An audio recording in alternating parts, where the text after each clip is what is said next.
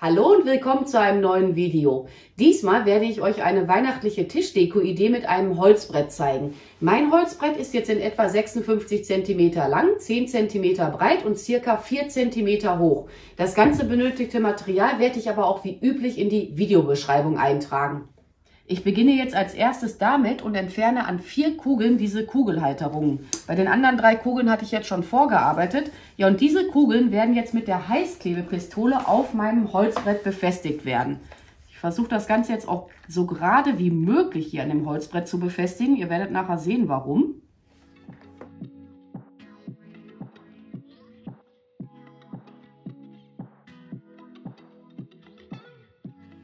Sicherheitshalber mache ich jetzt hier unten an die Kugeln auch noch mal ein bisschen Heißkleber dran, damit die nachher auch wirklich gut da drauf sitzen oder halten vielmehr.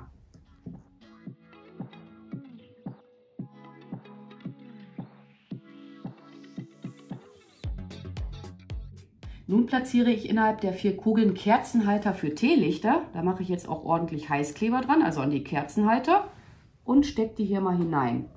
Ich halte das jetzt erstmal eine Weile fest, damit die Kerzenhalter auch nachher schön gerade sind.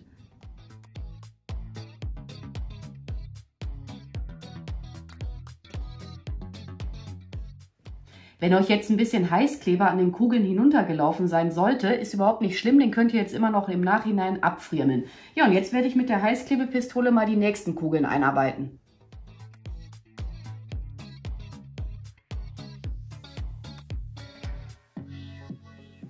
Die Basis meiner Tischdeko habe ich jetzt soweit fertig und nun werden hier diese ganzen Zwischenräume ausdekoriert werden. Als Dekomaterial werde ich Pinienzapfen, Schwarzkieferzapfen und Tannenzapfen verwenden. Dann habe ich hier noch getrocknete, angesprühte Stacheldrahtpflanze, die hatte ich einfach vorhin mit Silberspray eingesprüht. Getrocknete Rispenhortensien, welche ich auch mit Silberspray eingesprüht hatte.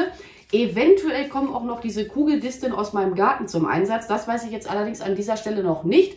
Und was ich vielleicht auch noch einarbeiten werde, sind so silberfarbene Kugeln. Aber das weiß ich jetzt an dieser Stelle auch noch nicht, um ehrlich zu sein. Das entscheide ich erst gleich im Laufe des Prozesses. Und diese ganzen Materialien werden weiterhin mit der Heißklebepistole einfach befestigt werden. Bei den Rispenhortensien muss ich auch nachher mal im Laufe des Prozesses entscheiden, ob ich mir die noch so ein bisschen kleiner schneiden werde. Oder das kann man auch einfach hier so abfriemeln. Ne? Weil so sind die jetzt stellenweise dann vielleicht doch ein bisschen zu groß, aber das entscheide ich alles gleich erst im Laufe des Arbeitens.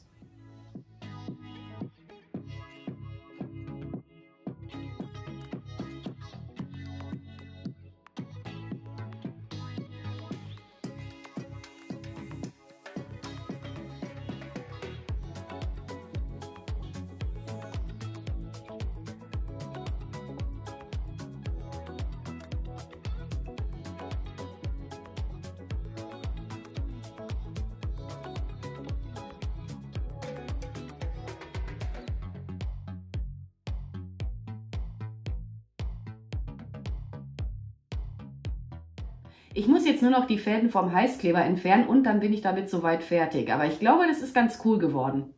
Vielleicht konnte ich ja dem einen oder anderen von euch ein paar Anregungen mit auf den Weg geben, denn ich werde mich jetzt auch an dieser Stelle bei euch verabschieden. Ich bedanke mich fürs Zuschauen. Macht's gut, eure Pink Peach. Bye!